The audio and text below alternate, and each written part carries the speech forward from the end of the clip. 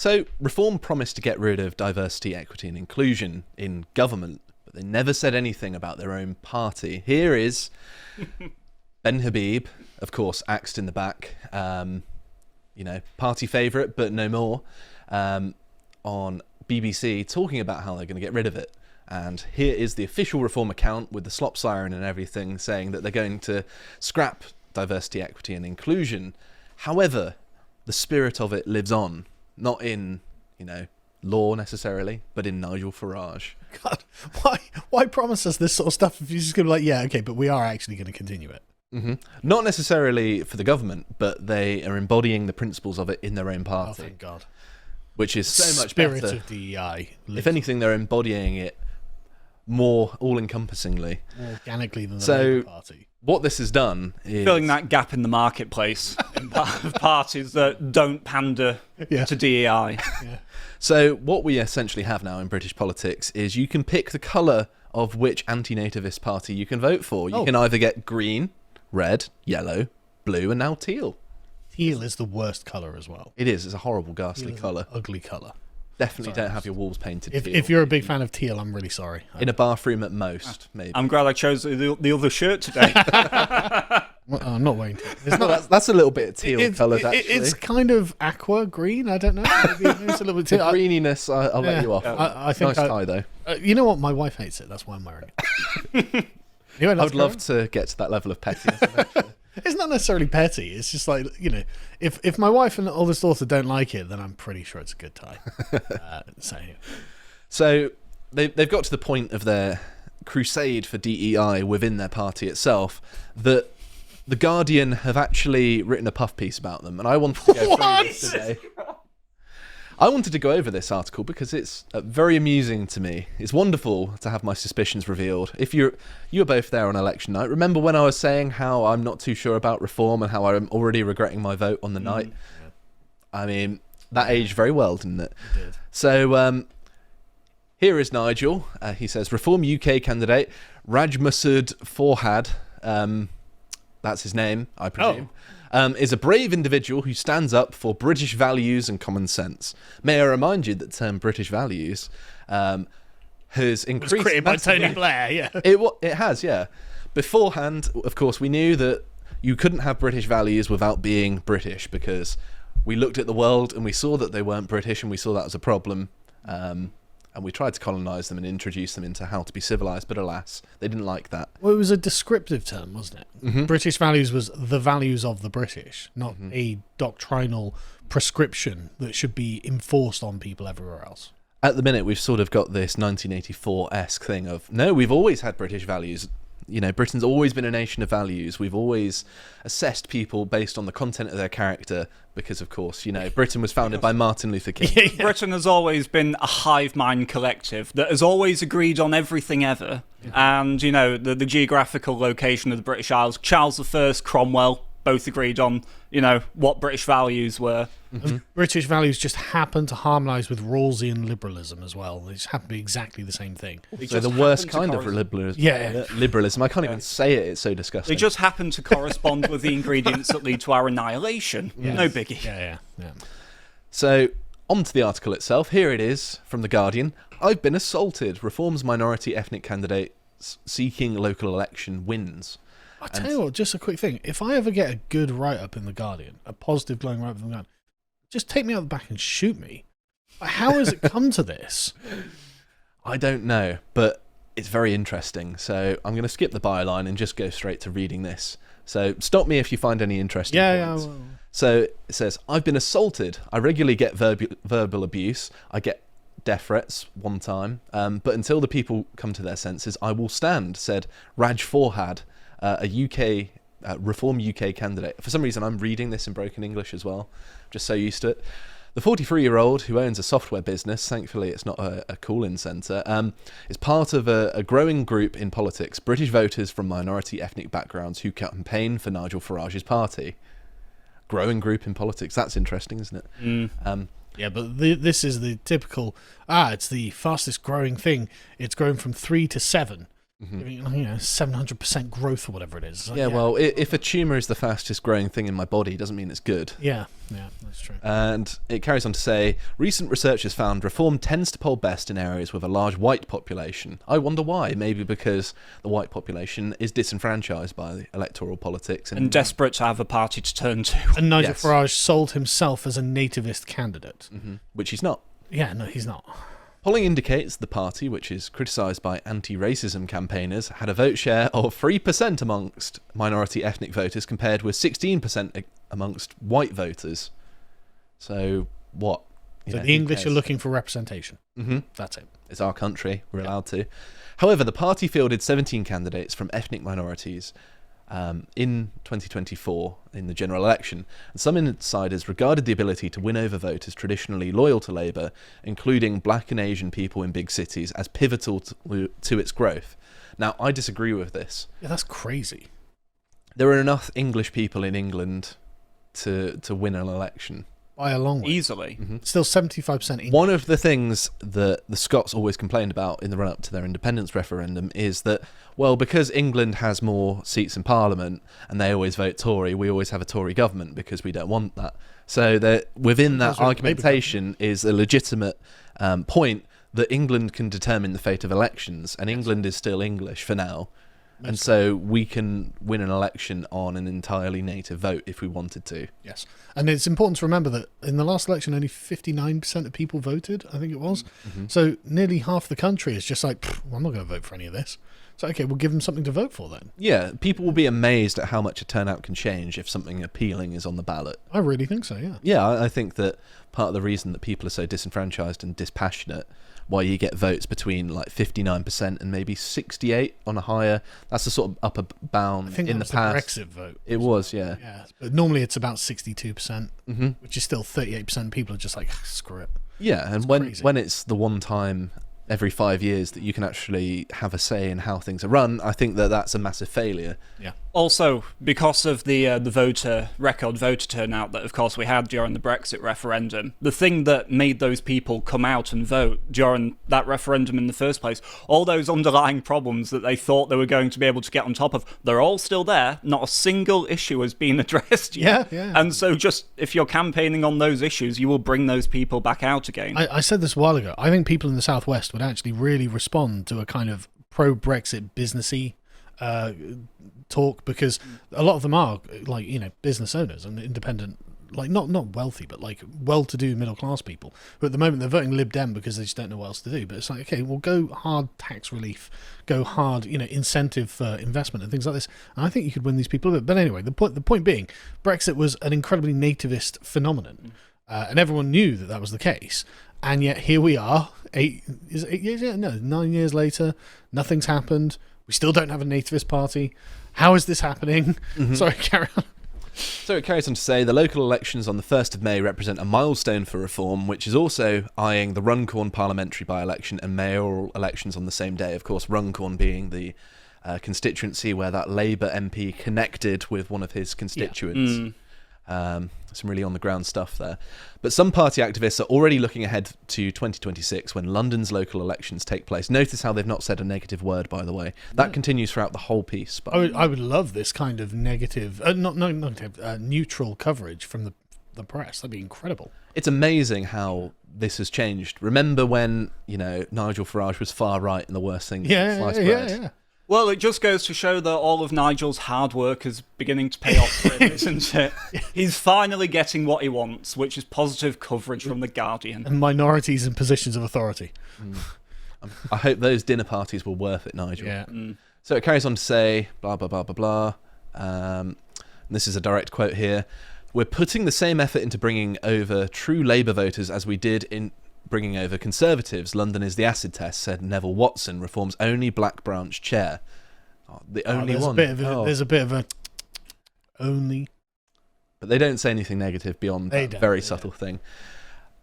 Hino, I'm presuming is how that's pronounced, is an East London ward that will be voting on the 1st of May in Redbridge Council by-election, which Forhad, who's the Indian fella, I presume, is standing. He stood in last year's general election as the candidate for Ilford South when he said he was attacked on the campaign trail for standing for reform, but not but did not report it to the police. I wonder who attacked him there. I don't think it'd be the native British people attacking There probably him. aren't that many around. Exactly. Well, honestly, as a side note on the constituency of Ilford, I've no idea to this day how Wes Streeting got elected for Ilford, given that he's the only Englishman in Ilford. It's not going to last.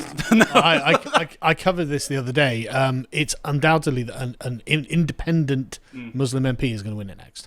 Wes Streeting's on borrowed time. I think they voted Labour purely for the free money, didn't they? I was tagging him on Twitter with this the other day. 'Cause it came out like Stats for Lefties posted a poll where he's going to get crushed in a ratio of 2-1 in the next election in Ilford South, and it's just like you're just screwed. What's it like, bro?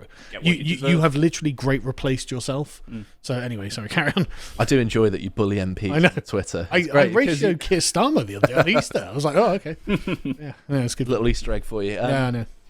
Farhad came to the UK from Bangladesh in 2010. The main reason I joined Reform is because of the policies they have, the contract they have with the people. I don't know what contract that is, to betray us. The country, on the NHS, on immigration. Oh, great. The NHS. Farhad, you're the immigration. Yeah. I've got T-shirts older than he's been longer than he's been in the country. So do I, yeah. Like, He said, myself as an immigrant, the way illegal migrants are brought in this country, that's impacting everyone. So this kind of rhetoric reminds me of when Bernie Sanders would go on and on millionaires about and billionaires. Exactly. Oh, no, he was it's talking about the billionaires. millionaires, and when he became a millionaire, Yeah. he changed it to billionaires. Same thing with immigration.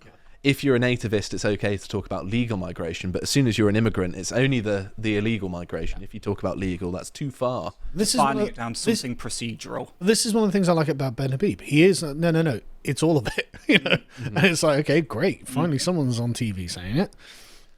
So it gets better than this. Watson, who chairs Reform's branch in Enfield, North London, says he firmly supports positive immigration that is managed, coordinated and thoughtfully timed. This is Nigel Farage's net zero immigration. One in, one out.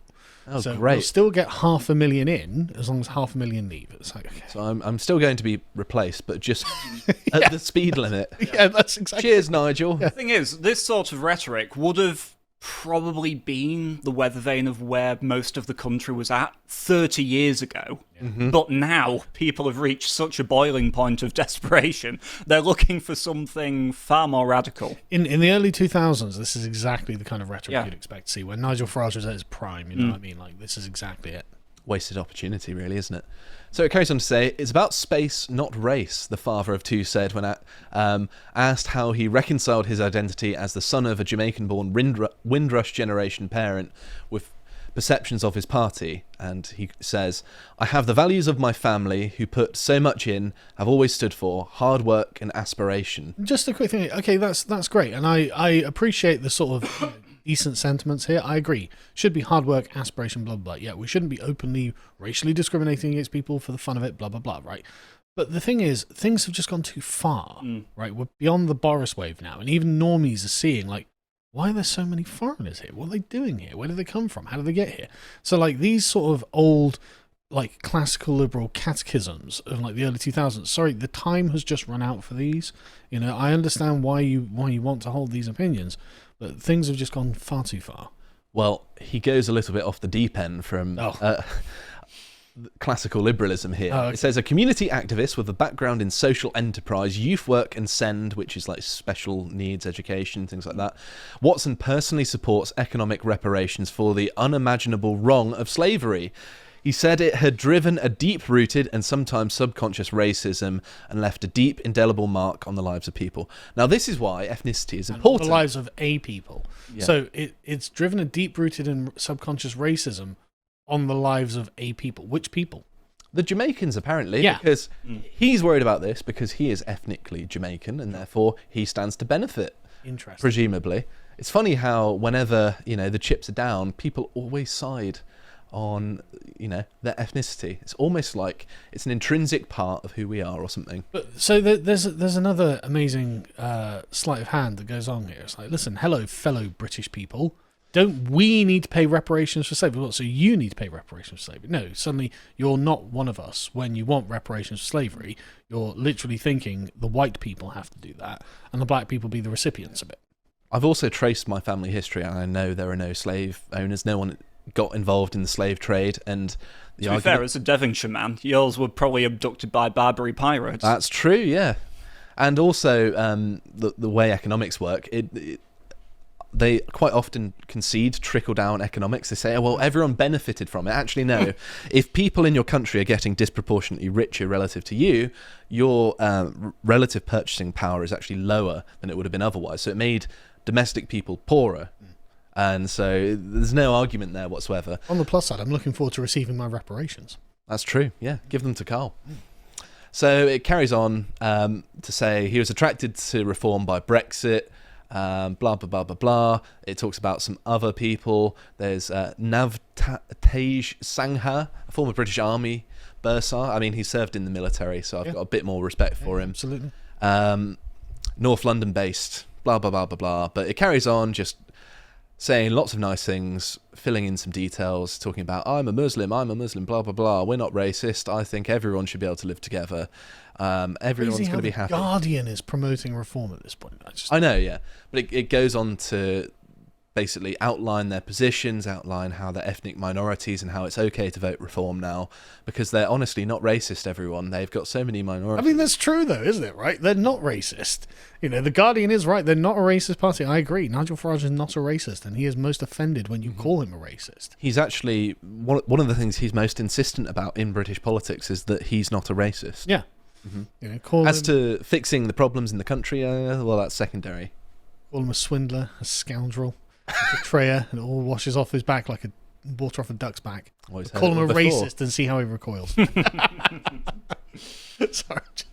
So I'm not going to read any more of this because you get the gist. They wrote a long puff piece about lots of minorities in reform, and everyone's been picking up on the slavery reparations part. Here's Leilani Dowding talking about it. And here's Lawrence Fox talking about it. It's a really fair thing to point out, because as soon as that sort of subject gets injected into the discourse, suddenly there is a division saying, look, it's us and you, it's us and them. Mm-hmm. It's like, oh, okay, all right. Well, most of politics is just resource extraction. Once you realise that, it becomes pretty naked. Here's Rupert Lowe as well, not missing out on opportunity to dunk on his old party. Yeah. What total rot. We all expect Labour, Lib Dem candidates to push this tripe, but it was certainly a surprise to read a reform chair calling for economic reparations to tackle a deep-rooted and sometimes subconscious racism. This is morally bankrupt identity politics. Get on him. Yeah, I can't really disagree. Yeah, they're not getting a penny of my money. I just love it. We must offer no grovelling apologies for our past. To me, the British people have contributed comfortably more to the free world than anyone else. It's a legacy we should be proud of. How is Rupert Lowe not in charge of everything? I know, yeah. This is the way you should be speaking in politics more generally. Yeah. So too much for Nigel, that. Yeah, exactly. Nigel's like, no, you're out, bro. Actually, I think I'm taking the reparations. Britain good.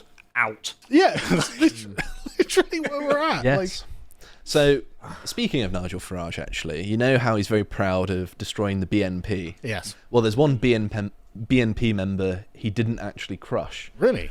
And it's this guy.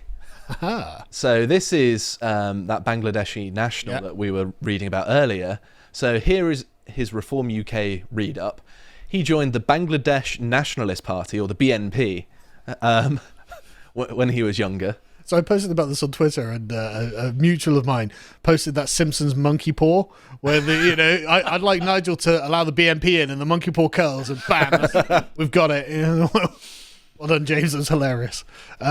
So an actual Bangladeshi nationalist is now standing for UK Parliament. He only moved here within the past 15 years. But can we go back to Nigel Farage posting the article and being like, this fellow stands for British values? It's like, right, so British values harmonised with Bangladeshi nationalist values. How are they the same thing? Nationalism for me, but not for the... But in what way are British values Bangladeshi values? And if they're the same, then, like, I mean, it suggests that there is no such thing as British values. Yes. Carl, you haven't understood that acid attacks are a very important way of British people communicating their grievances with one another. Surely you forfeit any right to call yourself a nationalist as well if you abandon the place that you're apparently a nationalist. So, you're so nationalistic about it. You love it so much. You're so passionate that you left. Well, I had to move to Britain for the money. Yeah. Gibbs. Well, the problem with Bangladesh now is there's no Bangladeshis there because they've all moved here. So No, you say that, his love of the people. No. There's still like 183 million of them. I know. left. I'm being facetious. It's there's no limit. That part of the world, there's no shortage of people, is there? So it carries on. There was this clip of loads of people chanting in barely legible English, asking them to vote for him. Headphone warning, it could be loud. So hope you've adjusted the volume. Reform, vote for us for her. Vote for reform, vote for us for us. Vote for July, 4th of July reform. This is probably his family. And ironically, these are probably people who are related to him. Vote for reform, vote for I'm getting a very strong urge to hang up this cold call. I'm just wondering, how long is it, do you think, off the back of this before Ash Sarkar joins Reform? I don't know. I mean, what would stop her? Right. I also like how it looks like they're outside of a corner shop, so they've just finished their shift. Yeah. And they've gone out with a placard. And ironically, this is probably his family. Yeah, maybe, yeah. And it's also worth mentioning... It's just such a great image, isn't it? It's like vote reform for Bangladeshi nationals. Mm-hmm. It's like, I don't know, man. I think you've got an entire country for yourselves. That's very true. It's also worth mentioning as well, ever so quickly, they put out this video where they... No. I'm going to mute it just for the sake of my insanity. Yeah. So they go off and list every minority that's in the party and saying, we're not racist, we judge people based on the content of their character. Aren't we wonderful? Look at all these brown people we have. Look at all these white women. What are you talking about? They're not diversity. But eventually... She's bisexual. That looked like a crime picture. But eventually they say, basically, diversity is our strength. Isn't diversity wonderful? Please vote for us minorities. Please, please. We're not desperate. Yeah. Love us. You get the gist. And then there was also the case of these Reform UK supporters, which people said were actors, supposedly. I didn't look into the actor claim, but I saw lots of people saying it. But they had lots of African drumming circles campaigning for them back in around the election time. Leo's last making summer. a good point there, though. Glastonbury is a horrifically white middle class. It's also just horrific because the music is terrible. Next Reform rally, Notting Hill Carnival. Is that where we're heading with this? Well, I wouldn't be surprised. A few years ago, Jeremy Corbyn gave a speech at Glastonbury, which was, of course, really well received. And it is funny that the only black people at Glastonbury are Farage supporters. Well, I don't think they're at Glastonbury. Oh, right. But I think Leo was making a joke that only the people in the dinghy there that they were throwing around because refugees. Oh, yeah, of course, yeah. Sorry, because basically, to go to Glastonbury, you've got to be very white and very middle class and willing to part with a lot of money to stand in a dirty field. And by God, do they have massive walls to keep you out if you're not? That's true. They believe in borders when they're... when there's a smaller scale version of a society. I remember Corbyn's speech. He was like, look, we need to paint on these walls, build bridges, not walls. It's like... Anyway, Karen. And there are some other examples as well, of course. There's this one as well. I'm not going to play the audio because it's annoying, but random people in Nigel Farage masks and an African drumming circle for Reform, which is a bit strange. So traditionally... And they're so obviously paid because they don't necessarily seem like organic, homegrown Reform supporters to me. They don't really seem to be that interested, do they? And then I'd be much remiss not to mention the fact that one old British tradition has been brought back. It's a pre-Crimean War tradition of waiter. Yeah. Cash for commissions. That's been brought back.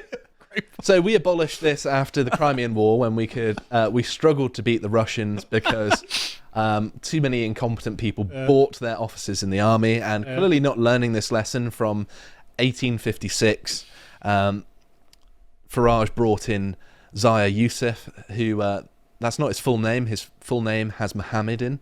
Wonder why he dropped that one. Zia Yusuf or something.